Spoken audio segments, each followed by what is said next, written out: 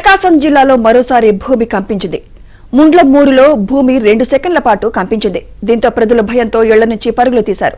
నిన్న రెక్టర్ స్కేల్పై తీవ్రత 3.1గా నమోదైంది. గుండ్లకమ్మ నదిలో చోటు చేసుకుంటున్న అంతర్గత మార్పుల కారణంగా భూమి కంపిస్తున్నట్లుగా గుర్తించారు. ప్రకాశం జిల్లాలో గత 3 ఏళ్లుగా వరుసగా స్వల్ప భూ ప్రకంపనలు చోటు చేసుకుంటున్నాయి.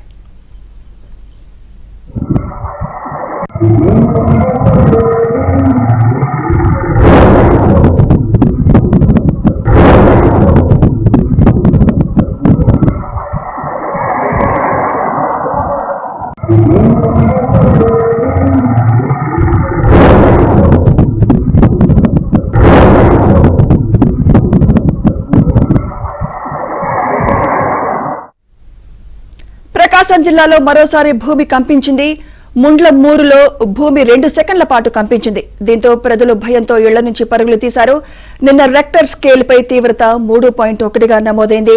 గుండ్లకమ్మ నదిలో చోటు చేసుకుంటున్న అంతర్గత మార్పుల కారణంగా భూమి కంపిస్తున్నట్లుగా గుర్తించారు.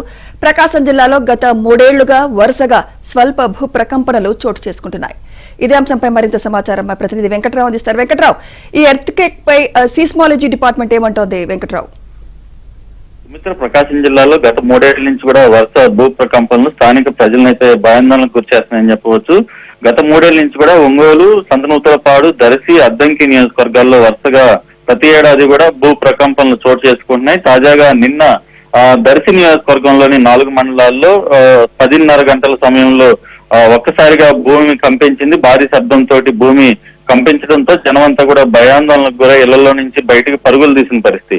ఇటు ఏదైతే ప్రభుత్వ ఉద్యోగులు కూడా ప్రభుత్వ కార్యాలయాల నుంచి బయటకు వచ్చిన పరిస్థితి నిన్న కనిపించింది. సరిగ్గా అదే సమయానికి ఈ రోజు కూడా ముండ్లమూరు మండలంలో మరోసారి భూమి కంపించింది. దీంతో స్థానికులంతా కూడా భయాందోళన వ్యక్తం చేస్తున్న పరిస్థితి అయితే ఉంది. నిన్న భూకంప తీవ్రత 3.1గా నమోదైనట్టు ఇటు ఎన్జీఆర్ఐ ప్రకటించింది. అయితే ఏదైతే ప్రకాశం జిల్లాలో వరుస భూ ప్రకంపనలకి ఇటు చేమకుర్తిలో ఉన్న గ్రానైట్ గనుల వెలికితీతలు వాడే బ్లాస్టింగ్స్ తో పాటు ప్రకాశం జిల్లాలో ఏదైతే కిలోమీటర్ల పొడవున ప్రవహిస్తున్న గుండ్లకమ్మ నది పరివాహంలో చోటు చేసుకున్న అంతర్గత మార్పులే జిల్లాలో ప్రకంపనలకి కారణం అని చెప్పని తెలుస్తుంది. అయితే ఏదైతే వరుసగా భూమి కంపించడంతో స్థానిక ప్రజలైతే కూడా భయాందోళన వ్యక్తం చేస్తున్న పరిస్థితి ఉంది. సుమిత్ర.